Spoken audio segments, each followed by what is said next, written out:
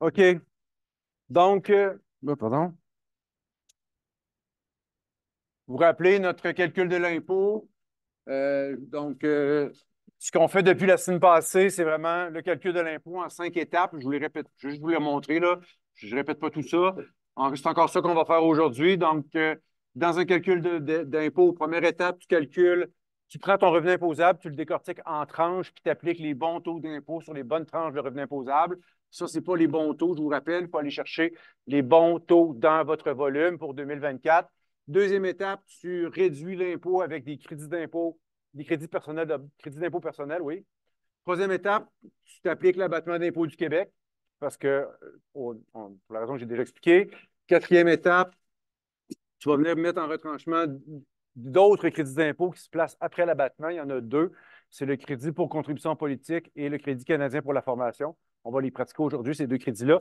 Ils se placent après l'abattement. C'est important. Si vous les placez avant l'abattement, vous faussez votre résultat parce qu'ils vont être fractionnés par 16,5 alors qu'ils ne doivent pas être fractionnés.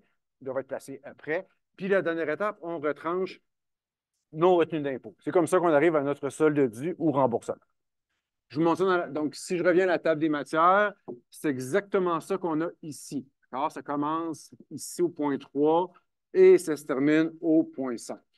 Donc, les taux d'impôt, les crédits d'impôt, l'abattement d'impôt, les autres crédits d'impôt et les retenues d'impôt. Donc, tout est là. Et là, on arrive ici avec une dernière notion, l'impôt minimum de remplacement. D'accord? C'est ça qu'on va pratiquer. On va le pratiquer aujourd'hui, bien sûr. Je ne pourrais pas vraiment, je pense que ce ne serait pas honnête de vous lancer dans le problème sans vous en parler un petit peu. Donc, je vais aller vous montrer ça tout de suite. C'est quoi ça, l'impôt minimum de remplacement? On s'en va à la toute fin de votre sujet. Ça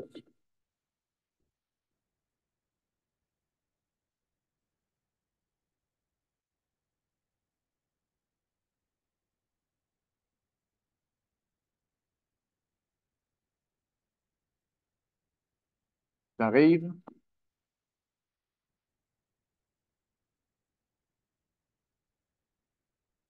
OK, ici. Donc, je suis rendu à la toute fin, là, la page 328 du volume.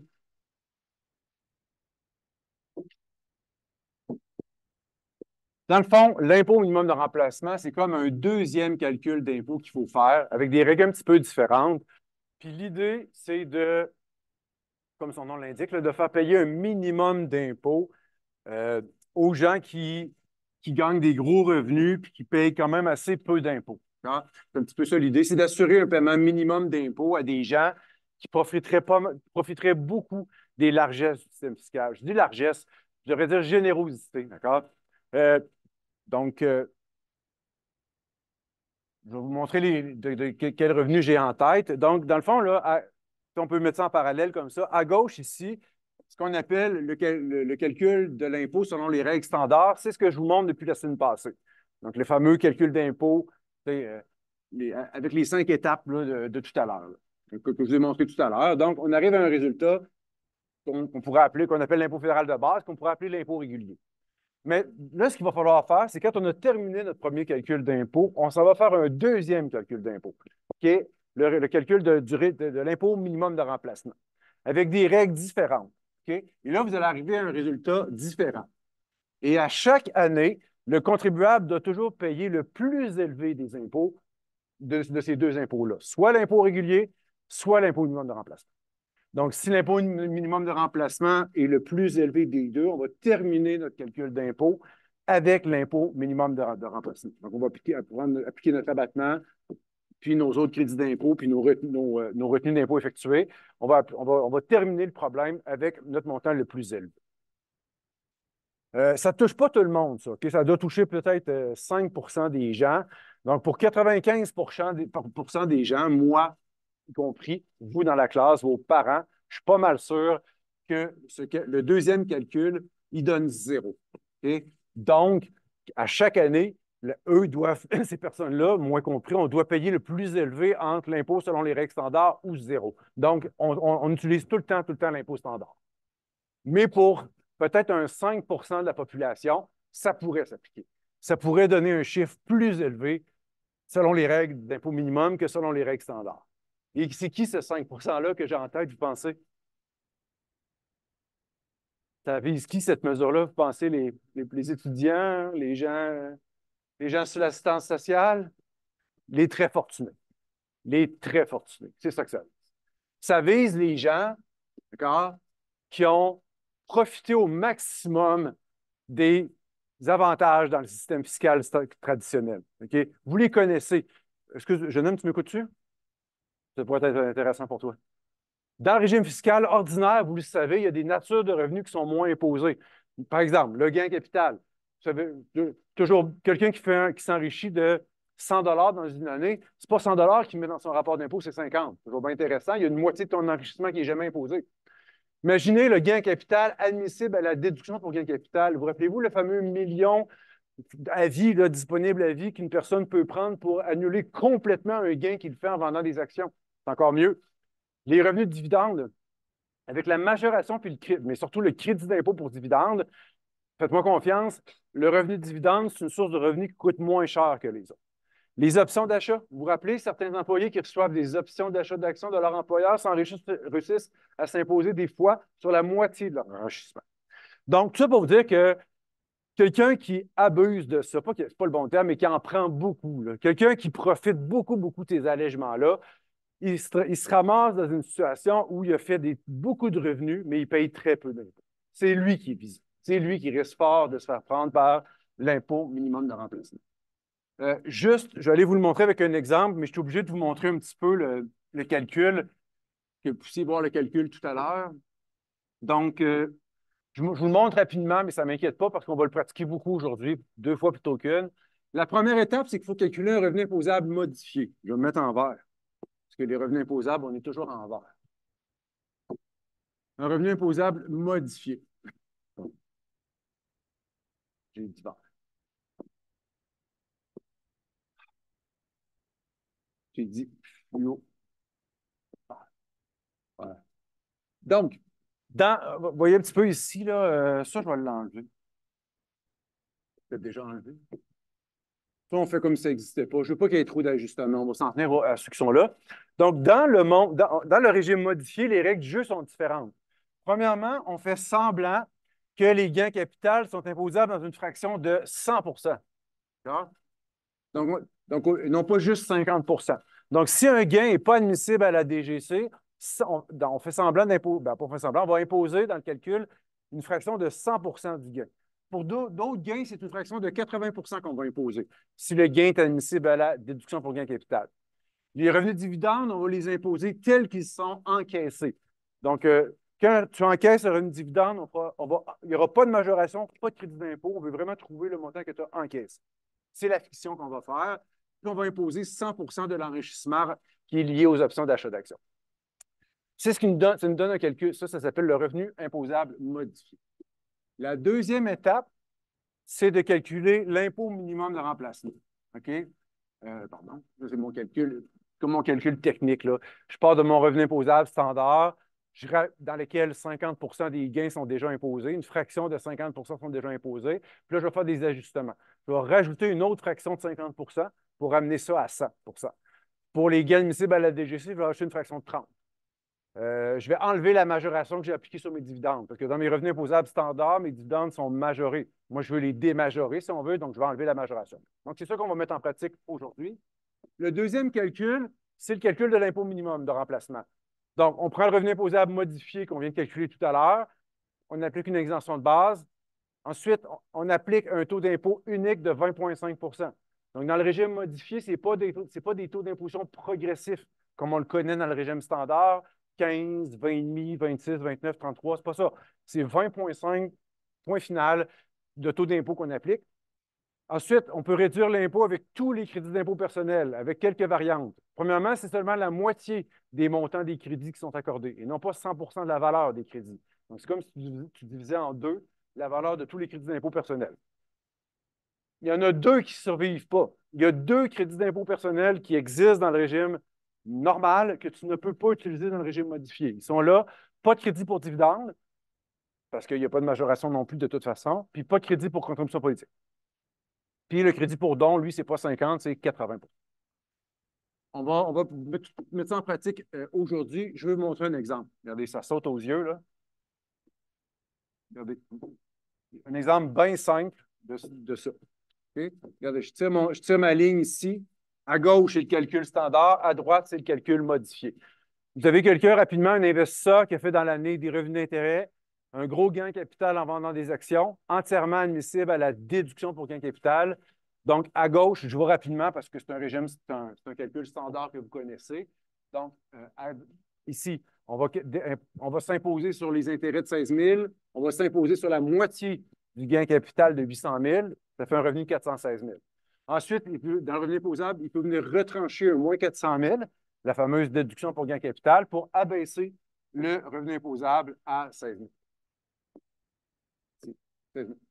Ensuite, dans le calcul de l'impôt, on applique les taux d'imposition progressifs dans le régime standard. Donc, on est clairement dans le premier palier de 15 2 400. Ensuite, notre impôt, ici, on va le réduire avec les 20. Rappelez-vous, dans notre livre, il y a une vingtaine de crédits d'impôt personnels disponibles pour abaisser cet impôt-là. Présumons que dans ce cas-ci, il se qualifie à rien. Je ne sais pas si ça se peut comme exemple dans la vraie vie, là, à rien. Il n'y a personne à sa charge, il ne fait pas de dons, il n'y a pas de frais médicaux, il n'est pas aux études, c'est nommé l'étude, rien pantoute. Il y a juste son crédit de base auquel tout le monde a droit, 2 356. Donc, ça donne un impôt fédéral de base ici de 44 $. Là, je suis rendu à l'étape 2, je suis pas, sur 5. Les étapes 3, 4 puis 5 sont plus basses, mais j'arrête après l'étape 2.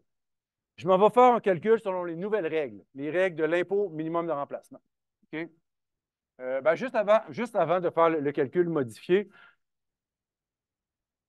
regardez, en tout cas, à l'œil, là, c'est exactement ce profil-là de contribuable qu'on veut attraper avec l'impôt minimum de remplacement. Pourquoi je dis ça?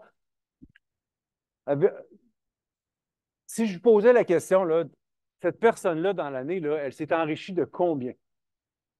Pas une question piège, c'est même pas une question de fiscalité, c'est juste du gros bon sens. Là. Cette personne-là, là, de combien elle s'est enrichie cette année? Salut. Moi, je dirais 816 000. Moi, je dirais qu'elle a fait un gain de 800 000 en vendant des actions plus chères qu'elle les avait achetées. Puis elle a fait un 16 000 de revenus d'intérêt. Donc, elle s'est enrichie de 816 000 $. Et est-ce que vous voyez le montant d'impôt qu'elle paye? 44 $. 44 $ d'impôts payables pour quelqu'un qui s'est presque enrichi d'1 million de dollars. C'est un petit peu difficile à défendre politiquement. Pour un gouvernement, là, comme résultat, c'est un petit peu gênant. C'est pas illégal, là, mais c'est un peu bizarre. C'est un journaliste tombé là-dessus, là, puis il faisait un article dans le journal là-dessus, puis il disait au Canada, il y a des riches qui font plus de 816 000 de profit, puis qui payent 44 piastres d'impôts. C'est vrai? Puis il dirait dans son article que par ailleurs, quelqu'un qui travaille, un commis comptable qui travaille, qui fait un salaire de 40 ou 50 000 dans l'année, va payer 3 000 piastres d'impôts. Donc, celui qui est un salarié comptable qui fait 50 000 de salaire paye plus d'impôts qu'un richissime qui fait 816 000. Fait que c'est gênant un petit peu comme résultat. D'accord? C'est pour ça qu'on a inventé l'impôt minimum de remplacement, pour essayer de défendre cette situation-là qui est un petit peu difficile à défendre. Donc, on va aller le voir. Il n'y a pas de surprise, il va se faire prendre par l'impôt minimum de remplacement. Donc, dans le calcul parallèle, les règles sont différentes ici. Donc, première étape, on va rajouter, il faut imposer les gains, pour l'imposer ces gains, le gain, là, il faut l'imposer dans une fraction de 80 %. Donc, le gain ici de 400 000, il y a déjà une fraction de 50 % d'imposable. Moi, je veux le voir imposé dans une fraction de 80 %. Donc, il me manque un échelon de plus 30. Donc, mon revenu imposable modifié monte à 256. Ensuite, la deuxième étape, on applique une exemption de 173 000, on arrive à 82 000. On applique un taux d'imposition unique de 20,5 %. Pas de taux, rappelez-vous, ce n'est pas les taux progressifs. C'est un taux unique de 20,5 %, ça donne 16 000. Et finalement, tous mes crédits qui sont disponibles, tous mes crédits personnels de base, se transposent dans le régime modifié, mais à la moitié de leur valeur, seulement 50 % de la valeur. Donc, ce n'est pas 2 000 qui va se transférer ici, c'est 1 000. Donc, il arrive, lui, à 15 700. Donc, pour lui, le plus élevé des deux, c'est 15 700. Donc, cette personne-là va devoir, dans l'année, terminer son calcul avec le 44 $ ne s'appliquera pas. Puis, on va vraiment lui charger, on va lui vraiment finir son calcul d'impôt avec un montant de 15 700 $. C'est possible, il va appliquer l'abattement, les autres crédits d'impôt et les retenues d'impôt comme dernière étape. Donc, c'est pas mal ça que vous allez avoir comme profil tout à l'heure. Un gars qui s'appelle Carl, puis qui dans l'année a fait beaucoup de revenus dividendes, gains capital, déduction pour gains capital. Donc, vous allez voir que ça va être un candidat assurément à avoir un impôt minimum de remplacement plus élevé que l'impôt régulier. Dernier petit commentaire que je vous fais, je me tais après ça. OK? Ça, le riche investisseur là, à qui on va charger un surplus d'impôt, il y a un impôt plus élevé que ce qu'il s'attendait. Tu sais, mon investisseur, lui, il s'attendait à payer 44 pièces d'impôt. Puis, il est un peu, lui, il est un peu mécontent de ça. Parce qu'il n'a pas triché. Il n'a jamais triché, lui. Tout ce qu'il a fait, c'est qu'il a profité de règles fiscales avantageuses. Mais il n'a pas, fait de travail au noir, il n'a pas caché de revenus, il n'a pas déclaré des faussetés. Il a juste profité de règles fiscales qui sont entièrement légales, mais qui sont avantageuses. D'ailleurs, le gouvernement se vante auprès des investisseurs en disant ah, le gouvernement s'en vante de ça, là. Ah, les gains sont juste imposables à 50 on peut te donner une DGC. C'est comme annoncé, vendu. Puis là, quand les gens profitent de ça, ils se font accuser en fin d'année d'avoir comme trop profité des allègements fiscaux, puis on leur charge un montant d'impôt plus élevé. Un investisseur pourrait être un peu mécontent face à ça. Ben, écoutez bien ça. OK? Je ne sais pas comment il faut l'interpréter, là, mais ce que je répondrais à cet investisseur-là qui est un peu mécontent, c'est t'inquiète. Tout, tout montant supplémentaire que tu dois payer en impôt minimum de remplacement, c'est entièrement remboursable. Ce montant-là, on va te le redonner plus tard. Tout ça, c'est une mesure temporaire. Ce n'est pas une mesure définitive. On te charge un surplus d'impôt cette année parce que c'est gênant comme résultat, mais tout ce qu'on te charge en surplus, on va te le redonner au complet. On va le voir ça aussi aujourd'hui. Tout montant d'impôt minimum de remplacement que tu dois payer, le surplus entre 44 et 15 000, le 15 751, tu vas le récupérer au complet dans les prochaines années. C'est une mesure qui est temporaire uniquement pour cette année. Good. Alors, je n'en dis pas plus. On va aller mettre ça en application dans notre problème d'aujourd'hui. Je vais vous guider, bien sûr, là, dans ce travail-là. Donc, ici, on va voir dans votre portail de cours, dans le menu Documents, on va justement faire le rapport d'impôt de Carl, là, qui a un profil pas mal d'investisseurs, surtout dans la première année. Vous voyez, on a 2 années qui nous intéressent. Pour le avant la pause, on va juste se concentrer sur 2000X, 2024. Donc, je ne vous lis pas toutes les lignes nécessairement, là, mais j'attire juste votre attention sur des affaires importantes, là. Donc, ici, beaucoup de revenus de dividendes encaissés en 2024, beaucoup de gains capital, une déduction pour gain capital, ça ressemble un peu au profil que je vous ai montré tout à l'heure. Donc, en gros, c'est ça ici. On apprend aussi qu'il a des enfants à charge, là, donc ça, c'est juste dans le but de lui octroyer un crédit pour personne à charge. Rappelez-vous que quand tu t'occupes de quelqu'un, il y a un petit crédit bleu là, pour personne à charge qui peut être possible. Donc, comme il est monoparental, Carl. Pas Carl? Oui, Carl. Il est monoparental, puis s'occupe de 2 enfants qui habitent avec lui. Ça va lui donner droit à un crédit pour personne à charge. C'est juste ça l'objectif. On ne fait pas le rapport d'impôt des enfants, là, loin de là. Donc, dans le fond, le travail à faire, c'est de faire la déclaration de revenus au complet de Carl. Donc, son revenu, la partie bleue, la partie verte et l'impôt, le solde dû. Ça, c'est selon les règles régulières. Dans un deuxième temps, on va aussi, en parallèle, vérifier s'il ne serait pas sujet à payer un surplus d'impôt, le fameux impôt minimum de remplacement. C'est good. Alors, je vous laisse aller. Bon travail. Je vais vous donner des indices en cours de route, mais je vais vous mettre au travail. Je vais vous afficher les réponses au tableau. Puis, n'hésitez pas sur des questions, là, je vais aller vous aider. C'est ça l'objectif. Bon travail.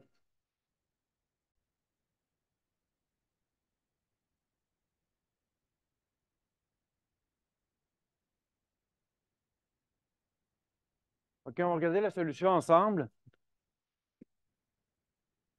Je vous rappelle que ce que je cherche, moi, en ce moment, c'est juste l'impôt standard, revenu imposable et l'impôt standard, 36 820.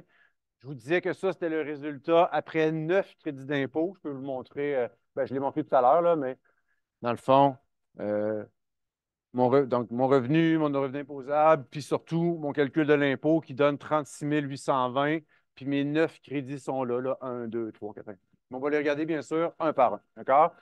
J'allais aussi vous montrer dans le volume à quel endroit on avait ces formules-là pour,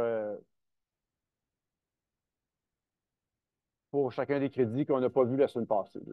Je sais qu'on en a vu la semaine passée. Là, je vais passer un petit peu plus rapidement sur ceux-là. Je vais commencer par vous parler des crédits pour études, pour les étudiants. Donc, Carl, il est aux études. Je vous disais la semaine passée qu'il y a 2 crédits qui sont possibles quand on est un étudiant, soit le crédit canadien pour la formation, qui est un petit peu plus bas, bien, pas un petit peu plus bas, qui se place après l'abattement. Puis on a aussi, au bout de la flèche, là. Donc, pour les étudiants, on a le crédit pour la canadien pour la formation et le crédit pour la scolarité. Puis je vous disais que c'est vraiment, vraiment préférable de prendre le crédit pour la formation. Je vais vous le montrer dans le livre parce que le taux de crédit, c'est 50 de tes frais de scolarité, alors qu'ici, c'est 15. C'est sûr que tu as toujours avantage si tu te qualifies à prendre ce crédit-là. Je vais aller vous le montrer parce qu'on ne l'a pas vraiment regardé, celui-là, la semaine passée. Puis euh, Carl, on l'a réclamé pour Carl. Donc, si on va voir dans votre volume,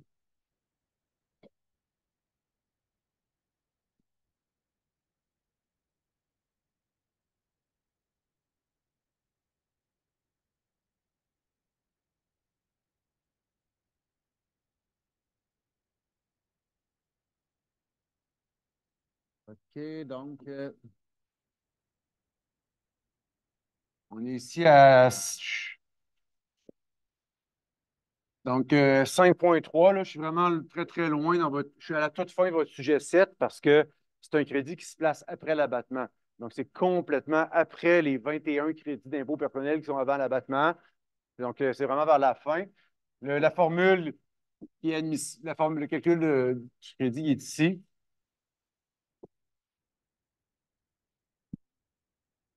C'est exactement ça qu'on demande l'application.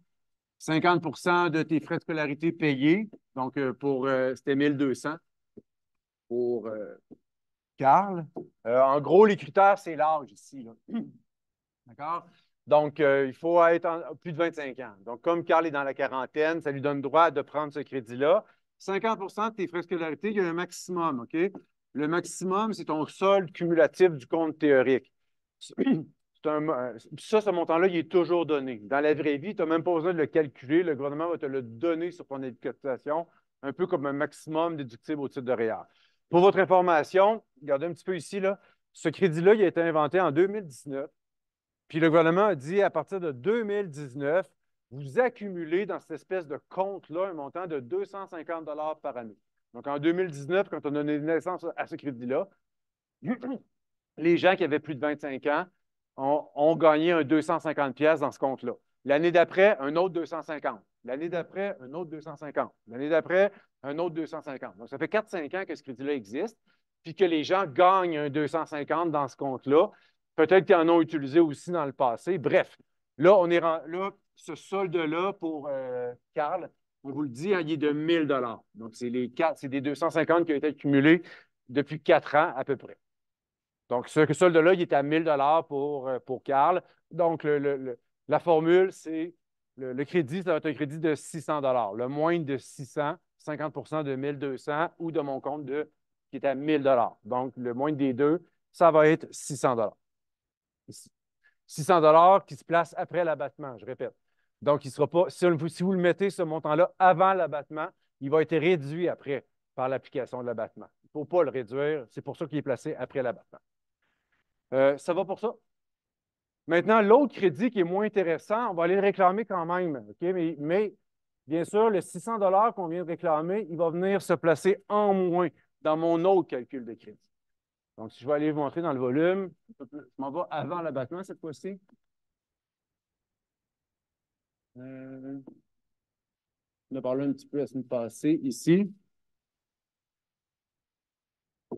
Donc, ça, c'est un crédit pour faire scolarité qui est disponible pour tout le monde. Tout le monde, tout le monde. Il n'y a pas d'âge, il n'y a pas de. Tout le monde y a droit.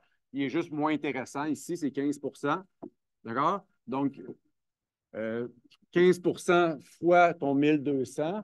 Mais ici, remarquez ici, là, on va venir retrancher le montant du Crédit canadien pour la formation. Donc, le fait que que j'ai réclamé un 600 avec l'autre crédit, ça vient en moins ici dans mon calcul. Donc, mon calcul, ça va être 1200 moins 600. Donc, il va, en d'autres mots, mon 15 va se calculer seulement sur le 600 excédentaire. Dit en d'autres mots, une autre façon de l'interpréter, le gouvernement dit je vais te donner un crédit sur les frais de scolarité que tu as réellement payés de ta poche.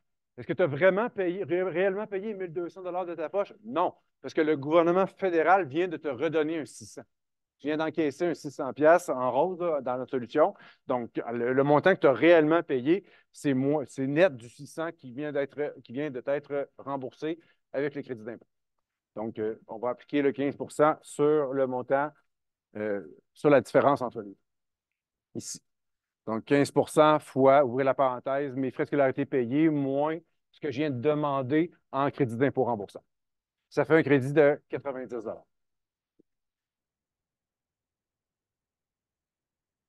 OK. J'aurais peut-être dû commencer par la table d'imposition. Là. Ça va pour tout le monde. J'ai pris mon revenu imposable, j'ai séparé mes tranches de revenus imposables, j'ai appliqué les bons taux. Ça me donne un total de 57 900. Arrêtez-moi sur des questions. Crédit personnel de base, ça va.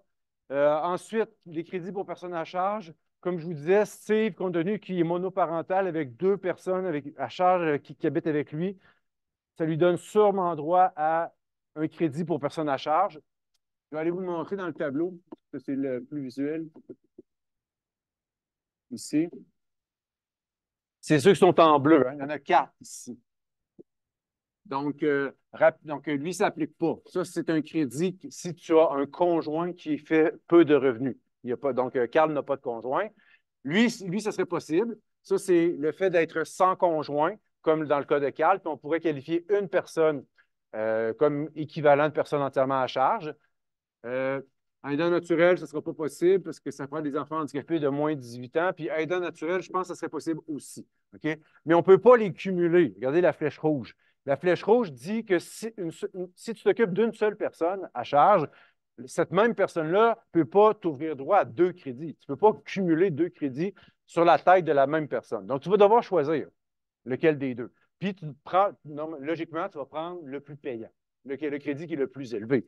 C'est pas mal plus intéressant un crédit de 15 fois 15 000 que 15 fois 8 300. C'est juste ça qui va me guider à aller vers le fameux crédit pour personne entièrement âgée. Donc, je vous le montre tout de suite. Je vais aller vous le montrer dans la formule, juste ici.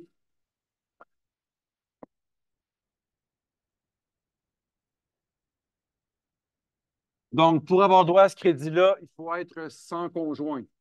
Très important. On n'est pas en couple. C'est le cas de Carl.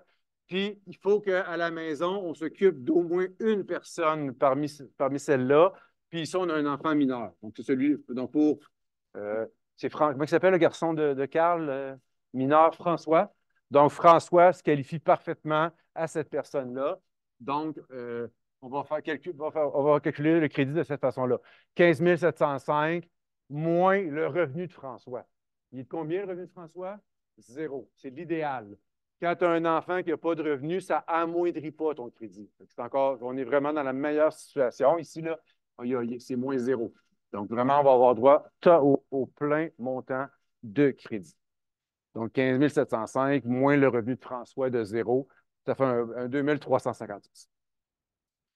Les frais de scolarité, on vient d'en payer. On vient d'en parler, pardon, là, que le fait que ce soit lié avec l'autre crédit qu'on appelle le Crédit canadien pour la formation. L'intérêt sur prêt étudiant, vous savez aussi que quand tu rembourses ton prêt étudiant, la portion intérêt donne droit à un crédit d'impôt. Là. Donc, le total des intérêts remboursés, c'est pour François, pas François, pour Carl, 165 à 15 ça donne un crédit d'impôt qui totalise 25 Ensuite, les crédits pour frais médicaux. Je vais aller vous remontrer la formule dans le volume. On en avait parlé un petit peu la semaine passée, mais je vous le remonte, ça vaut la peine.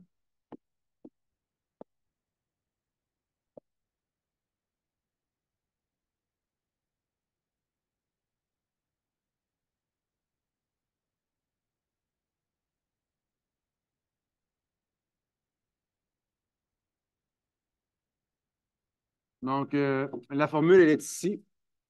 D'accord? 15% fois le total de tes frais médicaux. C'est important d'aller voir qu'est-ce qu'il y a beaucoup de choses qui rentrent là-dessus, qui rentrent là-dessus, là, duquel on va retrancher le moins de deux choses, 2759 ou 3% de ton revenu. Ça, c'est mon chiffre qui est en bleu. OK? Mais avant de résoudre ça, le total des frais médicaux, je vous rappelle, on l'a ici. D'accord? Donc, c'est tous les frais médicaux que tu as payés directement auprès d'un professionnel. D'accord? Auxquels s'ajoutent tous les montants de primes d'assurance que tu aurais payés. J'en avais parlé la semaine passée. Donc, ça, c'est des plus, là. Plus, plus, plus, plus. Donc, je l'avais dit la semaine passée, c'est l'équivalent. Payer directement un frais médicaux quand tu vas rencontrer un professionnel ou payer de l'assurance qui, elle, va payer ton professionnel à ta place, c'est la même chose. Dans les deux cas, c'est toi qui payes tes frais. C'est juste que des fois, tu décides de passer par une assurance, puis des fois, tu décides d'y aller, de payer directement ton professionnel. Donc, c'est pour ça qu'il faut aussi les considérer, les montants que tu payes en assurance médicaments. C'est l'équivalent de payer un frais médical ici. Mais il faut retrancher les montants qui ont été remboursés par ton assureur. Donc, si, dans le fond, il faut suivre l'argent, les déboursés. C'est quoi les déboursés que tu as payés, puis c'est quoi les entrées d'argent d'assurance que tu as reçues. Donc, si on fait ça pour David, pas David, pardon, pour Steve. Donc, premièrement, ici, il a payé 1900 ici. Donc, chez son employeur, Steve, de sa poche, là, avec son argent sur sa paye, a payé des primes pour être couvert d'une assurance maladie. Donc, le 1900 on doit le mettre dans les frais médicaux, plus 1900. Ensuite, qu'est-ce qui est arrivé? Il est allé voir un chiro plusieurs fois. Il a payé 600 pièces. On le met, plus 600. Mais ça, c'est couvert par l'assurance. Donc, l'assurance a retourné un chèque à Carl. Il a encaissé un chèque de 540 90 de 600 Donc, je fais moins 540. Ensuite, il a payé des frais de dentiste de 850, plus 850. Est-ce qu'il a reçu un remboursement de l'assurance pour ça? Non, pas d'assurance sur les dentistes, donc moins zéro. Donc, c'est comme ça. J'ai vraiment fait plus 1900, plus 600, moins 540, qui est le remboursement de l'assurance, plus 850, moins zéro, qui est le deuxième remboursement qui n'est pas là. Donc, en conclusion, si vous me suivez, ça devrait donner 2810.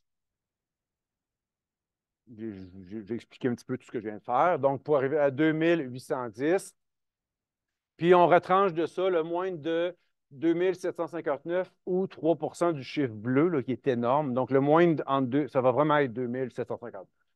Donc, 2810 moins 2759, ça ne fait pas grand-chose, fois 15%, ça fait un petit 8 piastres de crédit pour frais médicaux.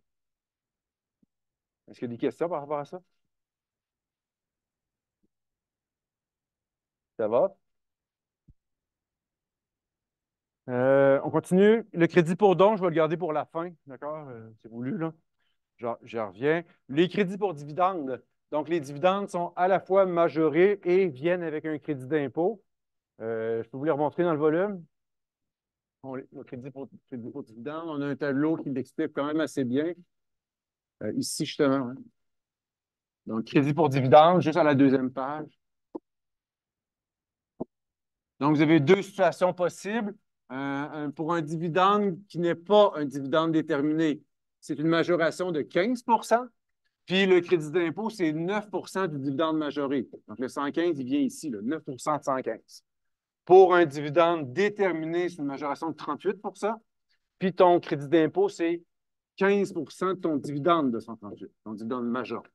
Donc, c'est exactement ça qu'on a fait pour Carl.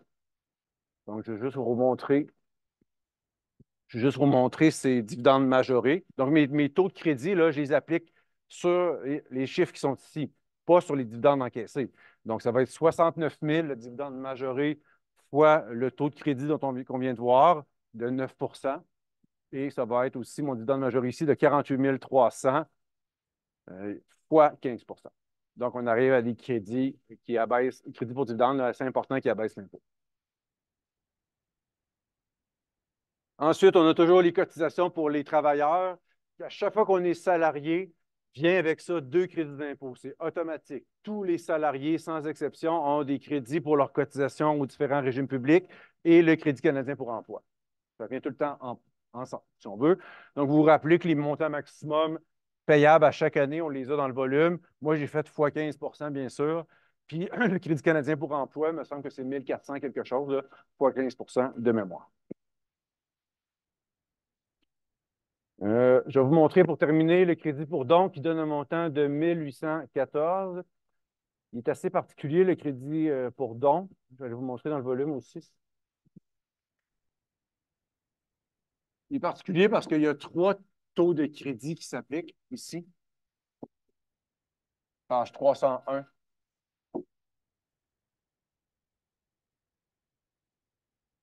Donc, quand tu fais des dons dans l'année, le total des dons que tu as fait, il y a trois taux de crédit possibles qui peuvent s'appliquer sur tes différentes tranches de dons. Le premier 200 pièces de dons que tu fais, c'est 15 de crédit. Ensuite, il y a peut-être une partie de tes dons qui donne droit à un taux de crédit de 33. Peut-être que oui, peut-être que non. Des fois, c'est oui, des fois, c'est non, dépendamment de la petite formule qu'il faut résoudre qui est ici. Et finalement, à la fin, il y a un 29 de taux de crédit qui s'applique pour le reste des dons. Tous les dons qui ont été effectués dans l'année, moins la tranche sur laquelle on a appliqué 15 le premier 200 moins la tranche sur laquelle on a appliqué le 33 tout le reste, la tranche restante va donner droit à un taux de crédit de 29 Je vais vous le montrer avec les chiffres, c'est plus facile. Donc, c'est exactement cette formule-là que j'ai reproduite dans la solution de Carl.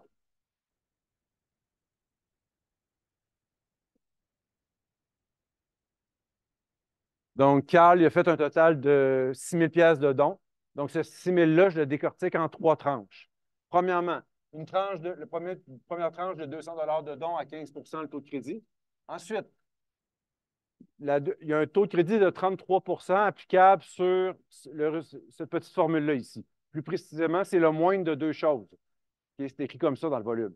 Le plus petit de deux chiffres. Un, le total des dons que tu as fait dans l'année, moins le premier 200 que tu viens de traiter, sur lequel tu viens d'appliquer un 15 Donc, ça veut dire 5 800. Puis le deuxième chiffre, c'est ton revenu imposable. Ça, c'est ton chiffre qui est en vert. Moins 246 752. Donc, pour Carl, ce deuxième chiffre-là donne 2548. Donc, qu'est-ce qui est le plus petit entre 5 800 et 2500? C'est 2500. Donc, mon 33 va s'appliquer sur une tranche de 2548. Et finalement, le 29 va s'appliquer sur le reste des dons.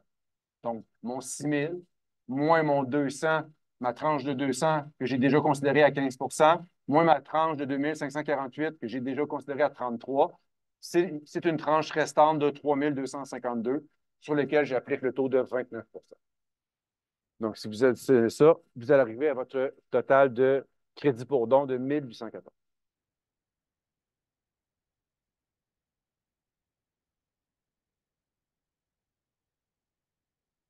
Ici.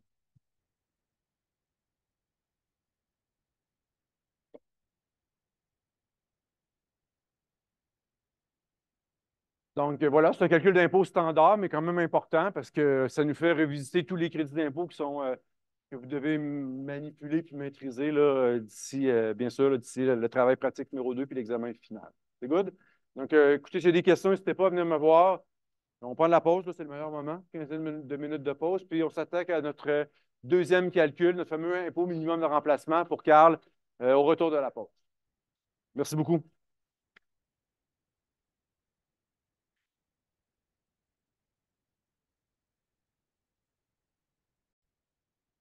Regardez un petit mot sur la première partie de la solution. Donc, premier chiffre qu'il fallait trouver, c'était le revenu imposable modifié qu'on va avoir de besoin pour trouver notre deuxième chiffre par la suite, qui est l'impôt minimum de remplacement. Donc, c'est vraiment la formule qui est dans le volume. Là. Je ne vais pas vous la remontrer dans le volume. On part du revenu imposable standard. Je vous rappelle que dans le revenu imposable standard, les gains en capital sont inclus dans une fraction de 50 alors que dans mon chiffre de fin, je veux que les gains en capital non admissibles à la DGC soit exprimé sur une base de 100. On veut qu'il y ait, il y ait 100 du gain inclus dedans. Donc, puisque dans mon chiffre de départ, j'ai déjà 50 inclus et que dans mon chiffre de fin, je veux avoir 100 il manque un ajustement de plus 50. Donc, plus 50 de mon gain capital. Donc, mon gain capital ici est de 20 000 ou si vous préférez 10 000 que je défractionne pour le ramener à 20 000 et je vais prendre 50 de ce chiffre-là, un ajustement de 10 000. Au niveau des gains en capital admissibles à la DGC, on veut, dans le chiffre de fin, qu'une fraction de 80 soit inclue. Dans mon chiffre de départ, j'ai toujours 50 d'inclus. Donc, il manque un ajustement de plus 30.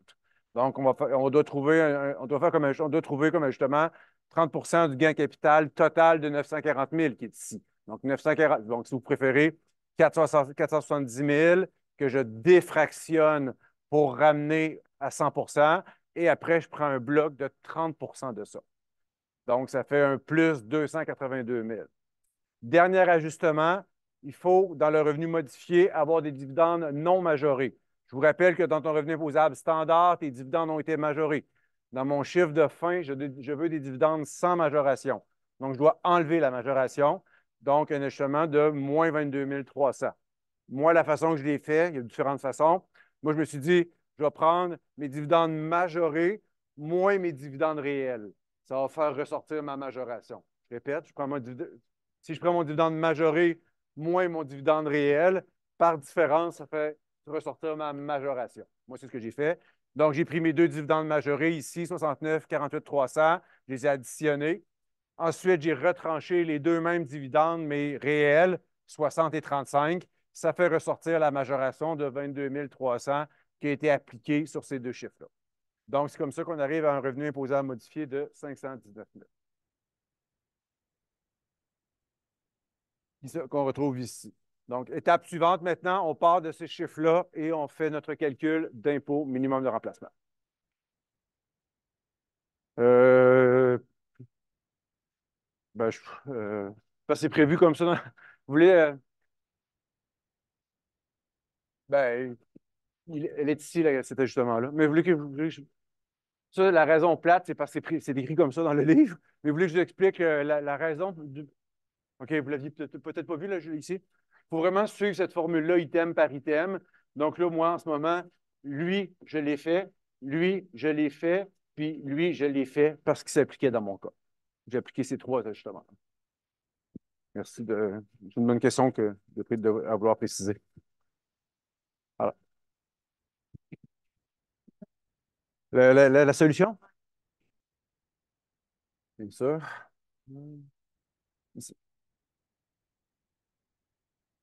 Peut-être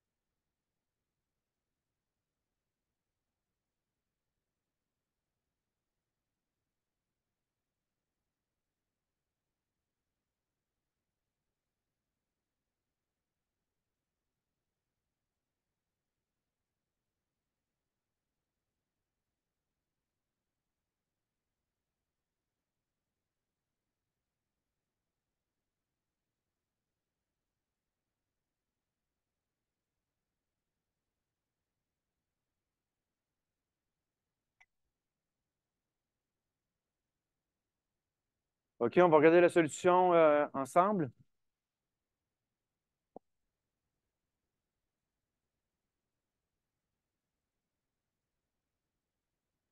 Donc, une petite minute d'attention. Puis de toute façon, vous allez le pratiquer une deuxième fois parce qu'on va le refaire l'année suivante.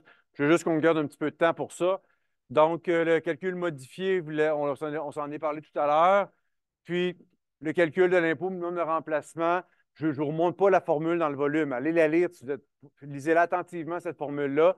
Vous allez voir que ici, je la reproduis intégralement. Je fais exactement dans le fichier Excel ce que la formule dit de faire. C'est-à-dire, je pars avec mon revenu imposable modifié. J'applique l'exemption de base de 173 000. On arrive à ce chiffre-là. Ensuite, ce chiffre-là, je l'impose avec un taux d'impôt unique de 20,5 et non pas les taux d'imposition progressifs. Donc, ça me donne un 70 000 d'impôt ici en haut. Ensuite, je vais rapetisser pour que vous ayez une vue d'ensemble. Ensuite, ce 70 000 $-là, il est réduit par tous les crédits d'impôt personnels. Tous les crédits d'impôt personnels auxquels j'avais droit dans le régime standard se transposent dans le régime modifié. Tous sauf deux. Rappelez-vous, il y a deux régimes, il y a deux crédits, pardon, qui ne survivent pas et qui ne sont pas admissibles dans le régime modifié. Le crédit, c'est marqué en noir, là, ND pour non disponible. Donc, le crédit pour dividende. Donc, même s'il est ici en 6 000 puis 6 000, je ne le mets pas ici. Parce que dans le régime modifié, il n'y a pas le droit. Puis le crédit pour contribution politique. Donc, Carl, il a fait des contributions politiques dans son année. Techniquement, il aurait eu droit à un crédit pour contribution politique. Mais dans le régime modifié, on n'y a pas droit. Fait que je n'y donne pas non plus. Et pour le reste, on va reporter 50 des valeurs. Donc, j'ai juste pris 2356 Excel, là, ça divisé par deux. Donc, je reporte 50 des valeurs partout parce que c'est ce que le livre dit de faire. Ici, ouais. Donne petite attention, le crédit pour don, lui, ce n'est pas la moitié que je transpose ici, c'est 80. Donc ici, exceptionnellement, faites attention, je ne dis pas prends 50 de ce chiffre-là, je dis prends 80 de ce chiffre-là. Donc ça va être un petit peu plus haut. Donc, c'est comme ça que vous devriez abaisser votre impôt à 66 489. Donc, juste vous montrer la petite conclusion par rapport à ça.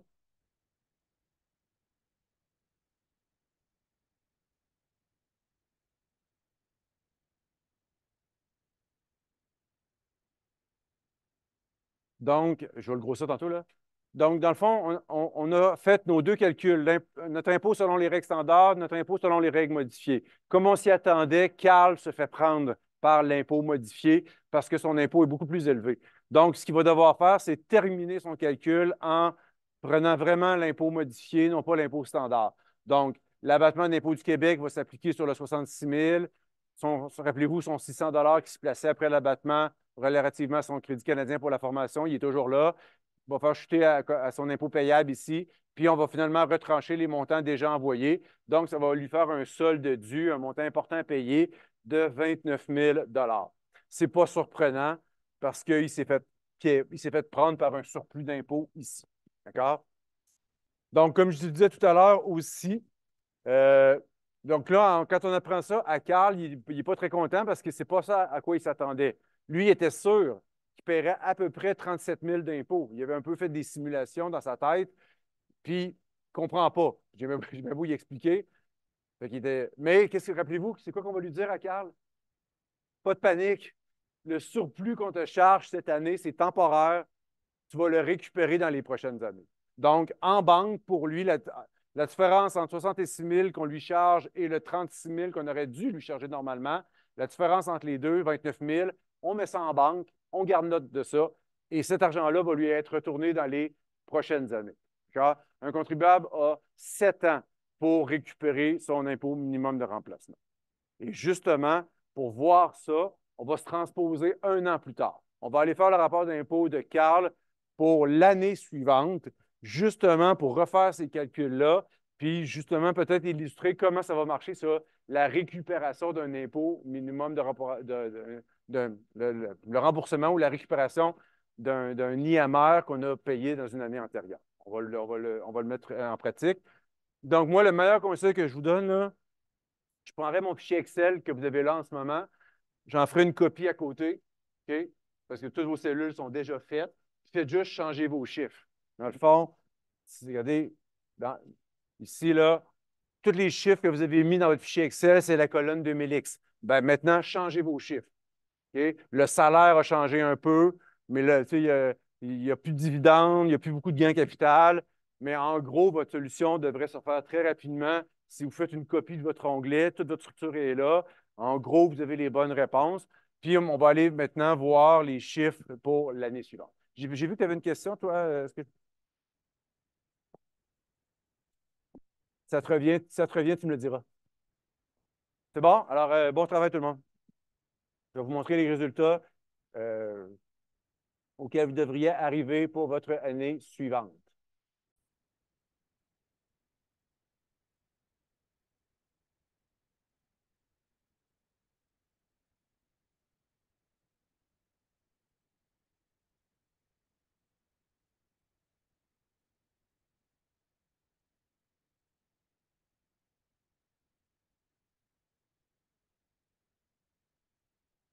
OK, on va regarder la réponse finale. Une petite minute d'attention pour finir. J'ai fait apparaître le fichier final de la solution dans le portail de cours, dans le menu Documents, si vous le souhaitez. Vous pouvez aussi aller le consulter pendant que je vous le présente.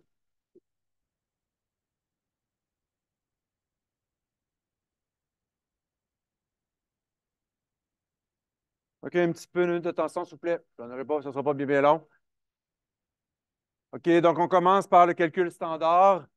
Euh, Après ça, je ferai le calcul modifié, là. Donc, pour le calcul standard, il y avait dans le trois seules sources de revenus: salaire, un boni, puis un gain capital imposable de 50 000. Donc, voilà, il n'y a pas de déduction pour gain capital.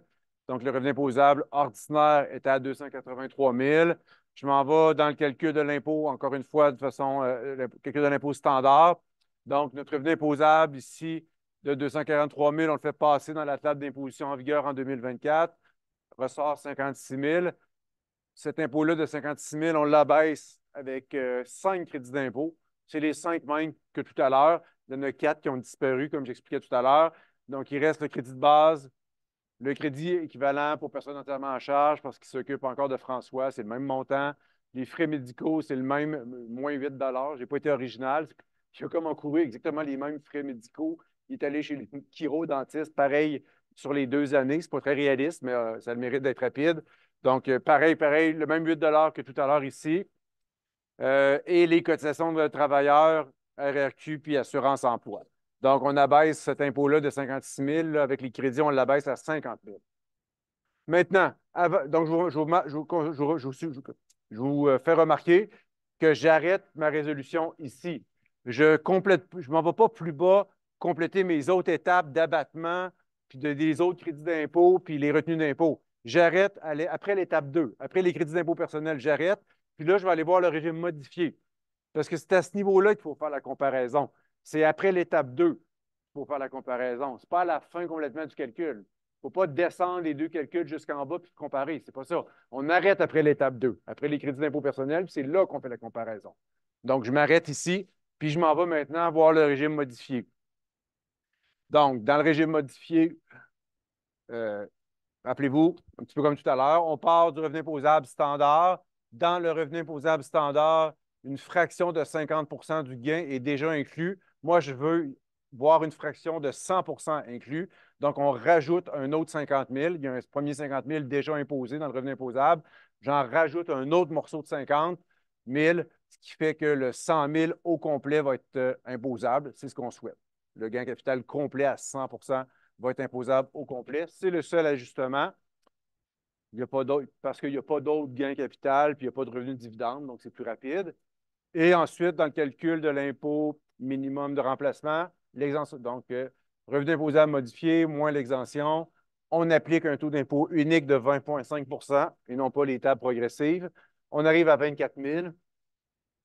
Mon 24 000, ici, est abaissé par des crédits d'impôt personnel. Rappelez-vous ce qu'on a dit, tous les crédits du régime standard se transposent dans le régime modifié.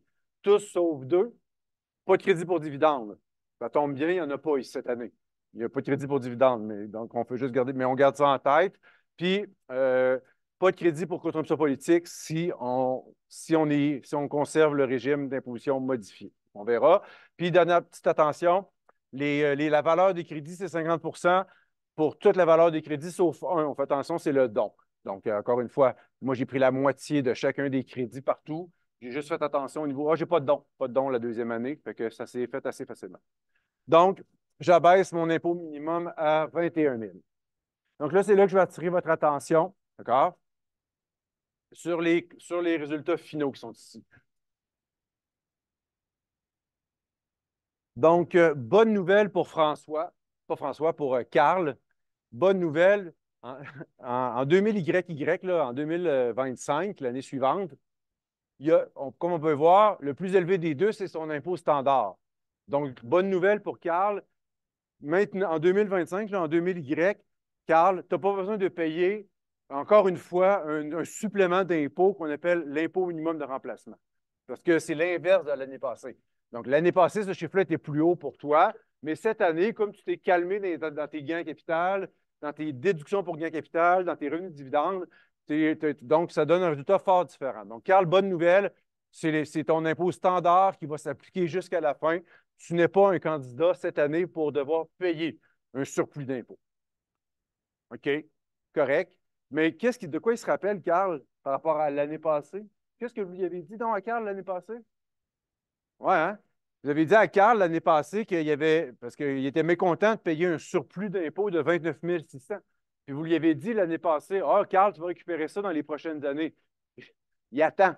Donc, il voudrait bien les récupérer, ses impôts, son fameux 29 000 d'IMR, d'impôt minimum de remplacement, qu'il a payé l'an passé. Bien, c'est là que ça va se faire.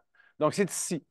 Donc, à l'encontre de mon impôt de l'année, je peux venir mettre en moins ou je peux venir retrancher tout le montant d'IMR que le gouvernement me doit. Dans le fond, le gouvernement me doit 29 669. Donc, techniquement, je pourrais venir abaisser mon impôt de 29 669, qui est l'équivalent de la dette du gouvernement que le gouvernement a envers moi. L'impôt me doit 29 000 parce qu'ils m'ont chargé ce surplus-là l'année passée. Est-ce que vous comprenez pourquoi je ne peux pas me faire rembourser au complet le 29 600? Je me limite à 28 608? Parce que si je me faisais rembourser le 29 000 au complet, mon impôt pour mon année courante, il tomberait en bas de 21 667. Puis ça, c'est ma valeur plancher pour cette année.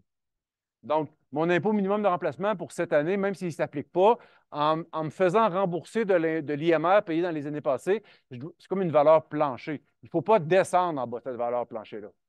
Sinon, vous tournez en rond. Vous allez vous faire rembourser de l'IMR, mais vous allez en repayer parce que vous êtes au-dessus de 21 vous allez arriver en dessous de 21 000. Donc, c'est comme une valeur plancher, ça, en deçà duquel il ne faut pas descendre, sinon on en repaye. On n'est pas avancé. Donc, c'est pour ça que je me limite à 28 608. J'abaisse mon impôt à ma valeur plancher de 21 667, pile. C'est vraiment le meilleur scénario pour lui. Puis, on complète avec l'abattement, les autres crédits d'impôt et le remboursement, le retranchement des montants déjà versés en impôts. Regardez ici, je vous disais, ça c'est la fameuse annexe. L'année passée, il a payé 29 000.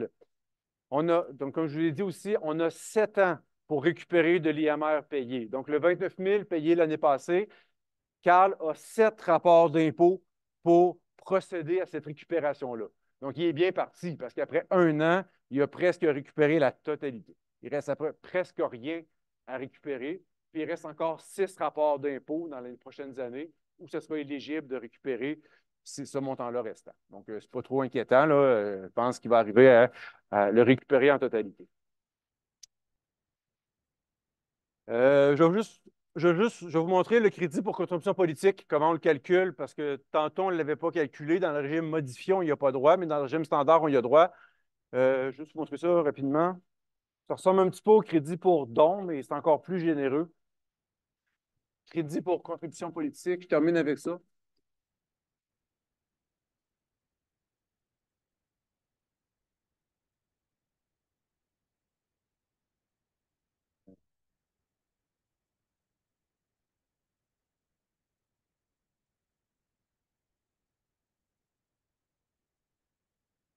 Ici. C'est la page 318 de votre volume. Ça se place après l'abattement, encore une fois. Faites pas l'erreur de le placer avant l'abattement. Donc, c'est la petite formule ici qu'il faut résoudre. Euh, donc, premièrement, c'est vraiment des contributions politiques à des partis politiques fédérales. OK? Donc, ça, là, c'est un crédit d'impôt seulement si tu as fait une contribution politique à un parti politique en vigueur au fédéral, comme le Parti libéral du Canada, le Parti conservateur du Canada, le NPD, le Bloc québécois, qui est un parti au fédéral. Ça ne vise pas les contributions à un parti provincial. Quand tu fais une contribution à un parti provincial, il y aura un crédit d'impôt dans ton rapport d'impôt provincial. Ce n'est pas ce qu'on fait en ce moment. Nous, on fait le rapport d'impôt fédéral. Donc, moi, j'ai juste pris le 1 000 $ de contribution qu'il a fait. Je n'ai pas pris l'autre montant qui était versé à un parti provincial. Donc, le premier 400 pièces de contribution, c'est 75 de taux de crédit. Les contributions entre 400 et 750, c'est 50 de taux de crédit.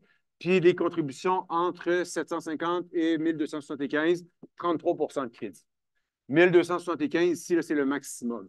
Donc, si tu fais plus de 1275 de contributions politiques, ton crédit a atteint son maximum. Tu ne verras pas le crédit augmenter. Donc, c'est ce que j'ai appliqué pour Carl, ici. J'ai pris son 1 000 $ qu'il a fait à la contribution politique du Parti libéral, je ne me trompe pas, du Canada. Première tranche de 400 pièces, 75 de crédit. La tranche de contribution entre 400 et 750. Donc, dans cette tranche-là, j'ai 350 $ de contribution, 50 Et pour les contributions entre 750 et 1000, ici, je m'arrête à 1000 parce qu'il ne s'est pas rendu à 1275. Là, je m'arrête à 1000. Donc, dans cette troisième tranche-là, j'ai 50 de 250, pardon, de contribution à un taux de 33 Si vous additionnez tout ça, vous allez arriver à votre crédit pour contribution politique de 550. Ici.